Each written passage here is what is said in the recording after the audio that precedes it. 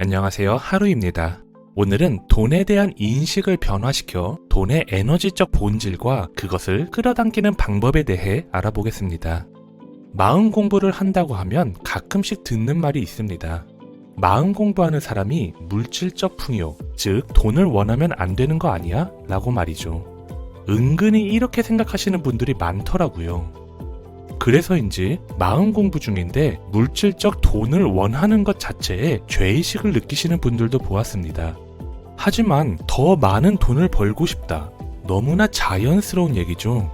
마음 공부를 한다고 산에 들어가거나 종교에 심취하는 것이 아닙니다. 돈은 현실 세계에서 중요한 도구입니다. 물질적 풍요와 안정은 나에게 더 많은 시간과 자유를 제공해주며 조용한 공간도 마련해주고 여러 분야의 책을 구입할 수 있게 해주며 더 깊은 자기 탐구와 마음 공부에 더 안정적이고 긍정적 영향을 미치게 해줍니다. 그리고 더 풍요로울수록 더 많은 사람들을 도울 수 있고 세상에 더 많은 긍정적인 영향을 미칠 수 있다는 것을 알게 되었습니다. 무작정 돈만을 쫓는 결핍된 생각과 행동을 하는 것은 아니지만 나의 행복을 찾는 중요한 도구로서 생각하게 되었습니다. 결론은 물질적 풍요를 추구하는 것에 죄의식을 가지지 않으셔도 된다는 것입니다. 오늘은 제가 아주 좋아하는 책 세도나 메서드의 내용을 참고하여 돈의 에너지의 흐름에 대해 알아보려 합니다. 여러분은 돈에 대해 어떠한 감정을 지니고 계신가요? 먼저 나는 돈을 어떻게 생각하고 있는지 알아차리는 것이 중요합니다. 나는 풍요롭지 않다고 생각하시는 분들이라면 분명히 돈에 대한 감정적 저항이 있으실 것입니다. 1,000원, 10,000원을 생각하면 저항이 없을지는 몰라도 10억, 100억을 생각하면 저항이 생기겠죠. 돈만 생각하면 생기는 불안과 걱정, 카드값과 한숨, 부자를 보며 느끼는 빈부격차와 같은 감정적 저항 말이죠. 너무나 자연스러운 일이에요. 그러니 그 감정을 알아차리고 인정해주세요. 돈에 대한 결핍 그 자체를 억누르지 말고 또 부정하지 말고 있는 그대로 그 감정을 받아들이는 것이 중요합니다. 결핍은 결핍을 끌어당긴다 하잖아요. 결핍을 인정 안 하고 계속 억누르고 부정할 때 끌려오게 되는 것입니다. 반대로 결핍을 인정하고 온전히 받아들인다면 오히려 잘 놓아버릴 수 있게 됩니다. 인정하고 받아들이면 놓기 쉬워진다. 이것은 다양한 심리학적 연구로도 인증이 된 사실이므로 잘 활용해보세요. 제가 가장 좋아하는 말이 있습니다. 집중된 생각은 현실을 만든다. 돈에 대한 결핍에 집중하면 돈이 부족한 현실이 올 것이며 풍요에 집중하면 풍족한 현실이 올 것입니다. 이 모든 것의 시작은 감정의 알아차림이므로 현재 돈에 대한 나의 감정이 어떤지 살펴보는 시간을 가지시는 것이 좋겠습니다. 돈에 대한 감정을 잘 알아차려 인정하셨다면 이제는 흘려버리기입니다. 저는 4살짜리 아이가 있습니다. 아직 감정을 억압하는 방법을 체득하지 못한 아이이죠. 보면 정말 부러울 정도로 흘려보내기를 잘합니다.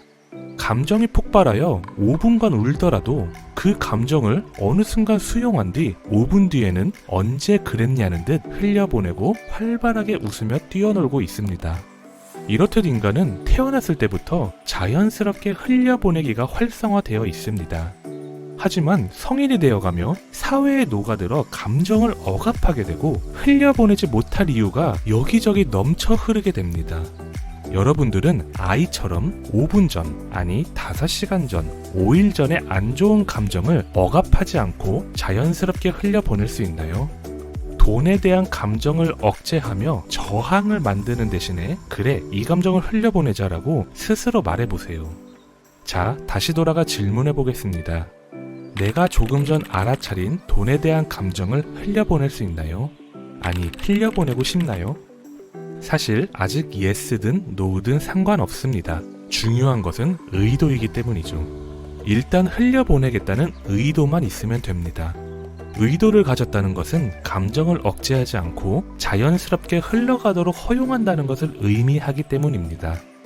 우리는 이미 사회에 물든 어른이기에 흘려보내기까지 시간이 걸릴 수 있습니다. 하지만 의도를 잘 간직하고 나머지는 우주에 맡겨보세요. 감정이 자연스럽게 흐르도록 허용하며 그것을 반복하면 자연스럽게 흘려보낼 수 있을 것입니다. 우주, 자연, 인간은 모두 토러스 형태의 에너지장을 가지고 있으며 인간은 척추 기저부, 심장, 정수리에 위치하고 있습니다.